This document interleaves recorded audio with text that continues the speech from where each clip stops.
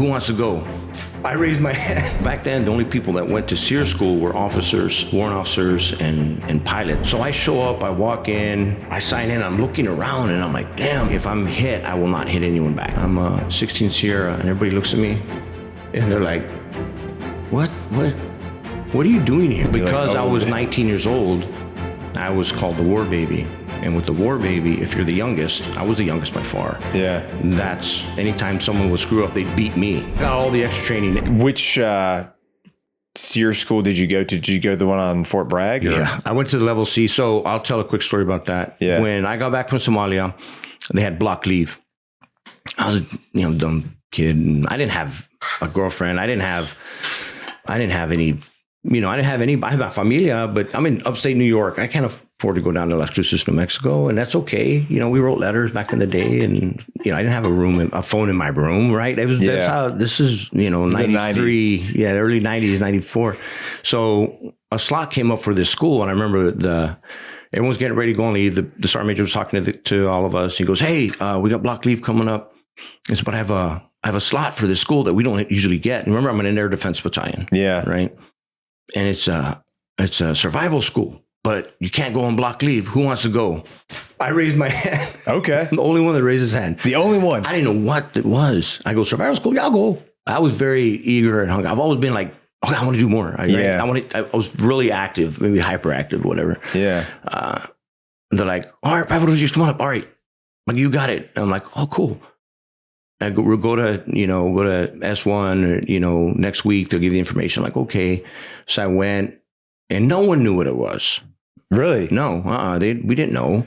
And so then I go, and when I go, I'm like, what is this? And of course, back they're like, oh, it says here, they pulled up the thing. This SEER school is a survival, evasion, resistance. I didn't know what SEER was. Yeah. I didn't, I joined the Army, went through my training, deployed to Somalia, came back. Now I'm going to SEER school. So I didn't know any of that. Yeah. And they're like, okay, we're going to go down to Fort Bragg, North Carolina. I'm like, oh man. And right away, I'm like, oh man, that's what Green Berets are and stuff, right? And then they're like, there's level A, B, and C of SEER. And SEER is the high risk. And I'm like, okay. So I got orders, went to the pay agent and got my advance back with the cages, and they give you money for travel. Like, all this. Again, I'm dating myself crazy. People like, is this guy that old? Yeah, very different back then. So I went down there and I show up. Now, back then, everyone goes to SEER school now. All SF guys go. But back then, the only people that went to SEER school were officers, warrant officers, and pilots. And then sometimes they would get a slot and they would send an enlisted guy to SEER school. It's like a POW type school. Yeah. So I show up, I walk in, and I sign in. I'm looking around, and I'm like, damn, this all Green Berets. There were some 160th pilots there. I didn't know what 160th was, but there were pilots. You were going to learn eventually, and I'm like, wow. And then they had some Ranger Battalion guys there. Okay. And I'm like, dang, like I said, I was very shy, very quiet. I didn't know anything. So then they're like, all right, go pick up your gear. It was really quick. You show up. Okay. And then I'm signing this paperwork and I'm not reading it. Yeah. I'm just going through. And then the last page, I'm looking at it, and you sign these waivers. And on it, I happen to notice I can't remember exact wording, but it basically said, like, if I'm hit, I will not hit anyone back. I won't retaliate. Like, I'm struck. Just what it was, struck. I'm like, I don't know what that means. I'll sign it. Right. So man, we do this, and then we get in the trucks, and they take us out to Camel Call, and then and no one's talking to me. I'm just quiet guy in the corner. Yeah. And then they come in, and they put us all in the classroom, like, all right, let's go around the room. Let's see who's in here. Stand up, talk about who you are. So I was like, you're given a roster number. I was kind of towards like the latter half of it. And then it comes to me to stand up and talk. Hey, I'm POC Rodríguez. I'm from the 10th Mountain Division. I'm 16 Sierra. And everybody looks at me and they're like, what are you doing here? The instructors are all staring at me like, what are you doing here? I said, I just, my sergeant major has said, offer to school. And I said, sure, I'll go. They're like, what? And I'm like, yeah. They're like, do you know what this school is? I go, survival school? They're like, so everyone started laughing. I had no idea what it was. Oh, so then, man. But fortunately, I've been able to land nav. Yeah. Right. I don't know. I had this internal compass or something. So Yeah. a lot of it was land nav and training. And then they put you in teams. And the team was being a little more friendly to me. And they're like, man, you're going to be a war baby. I'm like, You're going to be a war baby. What is a war baby? What is a war baby? I didn't know what that was. That's so funny. But at that time, it was really special because Dan Pitzer, who's a POW for 7 years in Vietnam, was still an instructor out there. He would come out and guest instruct. No kidding. He was a POW with Colonel Nick Rowe. Oh, wow. So he was there and he would come in and I would sit there and listen to this gentleman. I'm just like, damn, it's 7 years, man. That's crazy. And so he was there and As an instructor. yeah. Jesus, that's about as close. That's about as close to personal experience as you're going to get. And all this was happening. So remember Somalia, right? Remember Durant? Yeah. So this was right after Durant. Oh, so that happened in October. In January, I was in SEER school. Wow. So all this was fresh, and we were talking about it. And of course, we got Mike back at that point. Yeah, Michael Durant. Yeah. So we were. That was the Black Hawk pilot. Right. Yeah, yeah. And during all, I'm just sponging it up. I want to learn. I want to do more. Right. Yeah. I didn't know what a war baby was until I got to. So the way it goes, you're training, your survival, and you're eating food, whatever, and they put you in teams. They send you on E&E corridor, evasion escape corridor, and they have 80-second kids trying to hunt you down, right? And if you there's some of the most aggressive people I've ever come across are 82nd infantry guys on a detail in the field trying to find you, man, because they're pissed off that they're there. They're mad. They're out mad. there. So you're running from them, and on the last day you get, you're supposed to be, making a link up to get pulled out, but you get rolled up and they take you with some place thing called the RTL, the Resistance Training Laboratory. And then at that point, it's a prison camp. It's right out of like any Vietnam movie that you can, where they show prison camps. It's right out like again, one of the other Rambos where he ends up getting caught, right? Yeah. It's legit. They've got barbed wires but it's under anyway, it's all there. But while you're there, that's when I remembered like signing that thing. They could beat me up and nothing. But because I was 19 years old, I was called the war baby. And with the war baby, if you're the youngest, I was the youngest by far. Yeah. That's anytime someone would screw up, they'd beat me. So I ended up being like the whipping boy, right? So I understood. Oh, that's what the war baby means. So I got all the extra training while I was there. The extra training? I'll say this, like in those 3 days, and that's 3 days, like nonstop. Yeah. Like it is. No sleep. You don't for 3 sleep. days. They just wear you out. Yeah. And it was in January. Oh, Jesus. It was probably I don't have a lot of meat on me, man. So I got all the extra training. And the other thing I'll add to that is they give you these pajamas and they take your shoelaces in, soles out. You can't wear socks. You're wearing your boots that you showed up with. Yeah. Every time your left foot touches the ground, you got to say boots. There's a lot of things going on. But I was naked probably 80% of the time. No kidding. Oh yeah, dude. In the middle of January. Yeah, they would like strip me repeatedly. And taking my clothes off. But whenever I got my top, you're given a criminal number. This is funny. There was you were supposed to button all the buttons. My shirt only had one button at the top.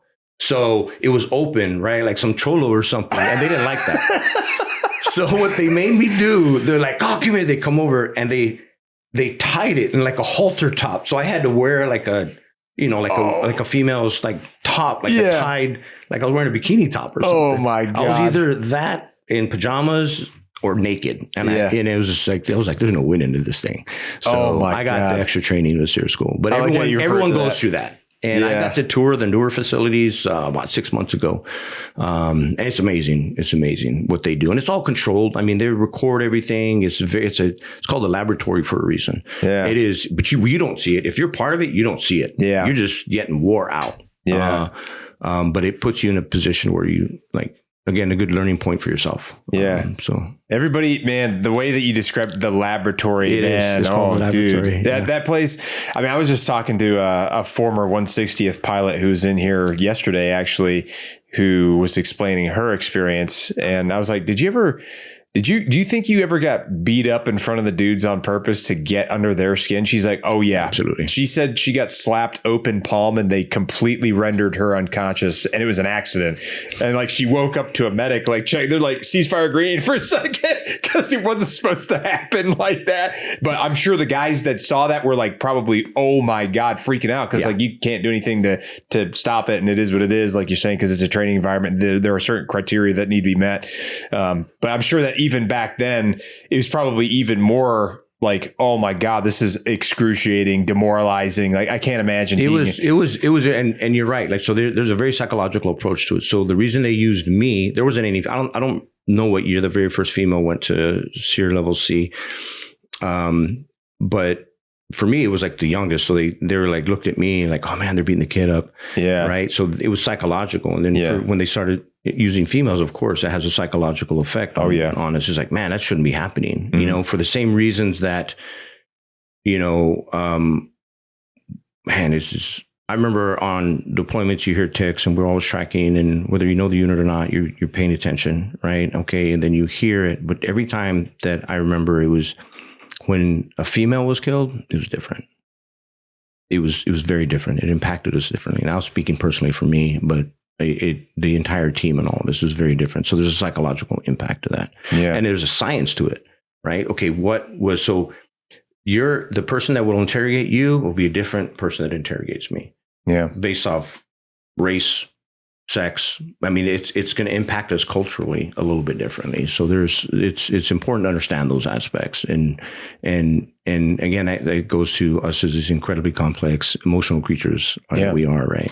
Yeah.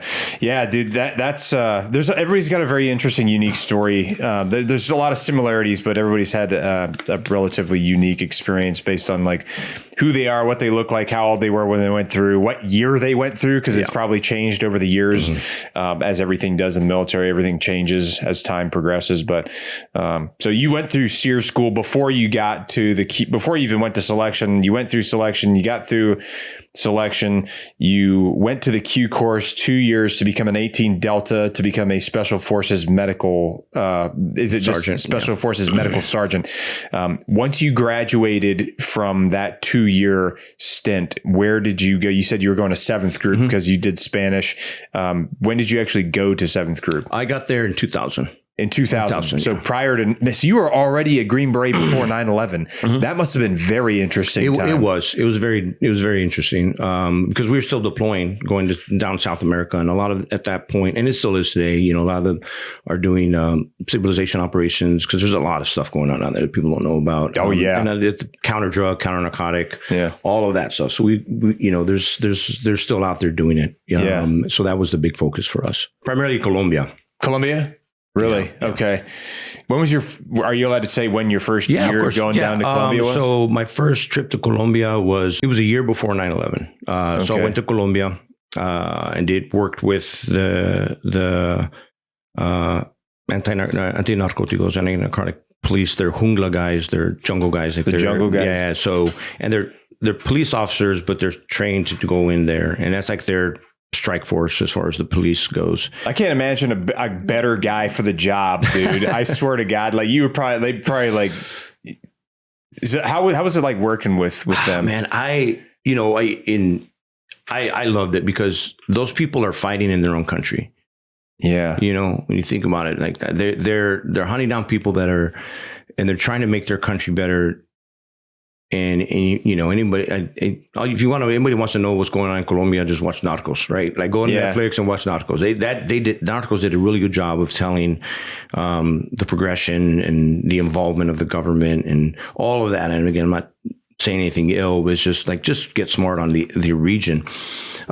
So for me, I was like, man, what would it be like domestically to have to do this? Yeah. You know, and again, we talked about perspective and perception earlier when Americans have their perceptive oppression, right? Yeah. Their perceived oppression. You need some damn perspective before you start telling me you're oppressed. I don't care who you are. Yeah. Yeah. So for me, it really touched me a little bit. I'm like, oh man, what would that be like? What would it be like? And so I had a tremendous amount of respect for them to do that because those gentlemen that I worked with, the skills they had could easily go make 10 times that if they worked for the other side. Yeah. Right. So you start thinking about those things like, wow, what are your motivations?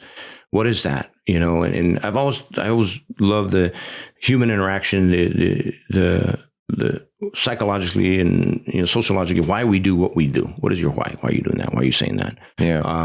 The cultural differences and aspects always played in. So I enjoyed it. I learned a lot. I always learned so much every trip I went on.